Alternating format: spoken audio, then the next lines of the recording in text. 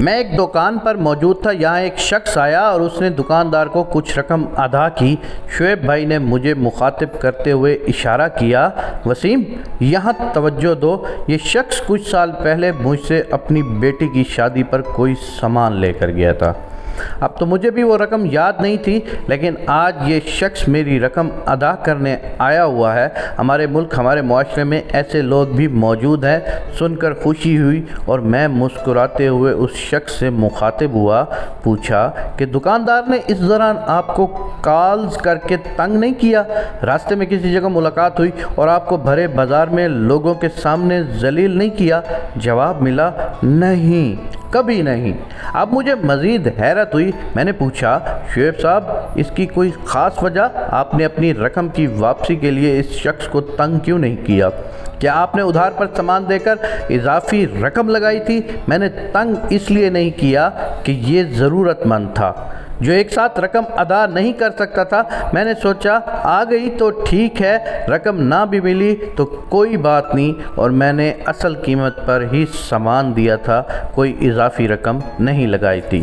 ہاں، ایک بات جو قابل توجہ ہے وہ یہ شخص مجھے وقتاً فوقتاً خود فون کرتا رہتا تھا کہ فلاں مجبوری یا مسئلہ تھا، اس وجہ سے نہیں آ رہا، میں جلد آپ کی رقم ادا کر دوں گا۔ اپنے کام یا بزنس میں سے ایسے کچھ لوگوں کے لیے آسانیاں پیدا کرنے سے نقصان نہیں ہوتا، بلکہ خود کے لیے بھی آسانیاں پیدا ہوتی ہیں۔ یہ کہانی دونوں طرف سے خوبصورت تھی، دونوں کردار باکمال اور اعلیٰ ظرف تھے۔ آسانیاں پیدا کریں گے تو آسانیاں ہی پلٹ کر واپس ملیں گی۔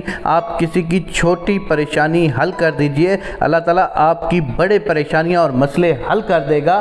قانون قدرت ہے، یہ دنیا کا دستور ہے کہ آپ آج کسی کے کام آئیں گے، کل کوئی آپ کے کام ضرور آئے گا۔ جیسا کرو گے ویسا بھرو گے، جو بو گے وہی کاٹو گے۔ سیم اسی طرح کی اور بہت ساری مثالیں ہیں جس سے ہمیں دنیا میں یہ سبق ملتا ہے کہ آج ہم جو کریں گے، ہم اپنی نیت صاف رکھیں گے، ہم کسی کا پیسہ نہیں کھائیں گے۔ خدا کی قسم میں آپ سے کہہ رہا ہوں کہ کوئی دنیا کی چیز آپ کا پیسہ نہیں کھا سکتی۔ کہنے والے ایک واقعہ سناتے ہیں کہ کسی غیر ملک میں ایک بندہ سیر سپاٹے کے لیے گیا، اسے کسی نے فون کیا کہ تمہارا فلاں جہاز جو ہے وہ دوسرے ملک میں ڈوب گیا ہے اور تمہیں اتنے کروڑوں روپے کا نقصان ہو گیا ہے۔ اس شخص نے 2-3 منٹ کے لیے اپنے آپ کو سنبھالا اور ان فون والوں سے کہا کہ آپ دوبارہ کنفرم کر لیں کہ وہ میرا ہی جہاز ہے نا، کیونکہ میں نے اللہ کے معاملے میں کبھی آج تک کوتاہی نہیں کی، کیونکہ میں نے اللہ کا حصہ اپنے اندر سے ایسے صاف طریقے سے نکالا ہے کہ میرے دوسرے ہاتھ کو بھی پتہ نہیں چلتا۔ میں نے دینے کے نظام کو کبھی بھی نہیں روکا، تو وہ میرا مال نہیں ڈوب سکتا۔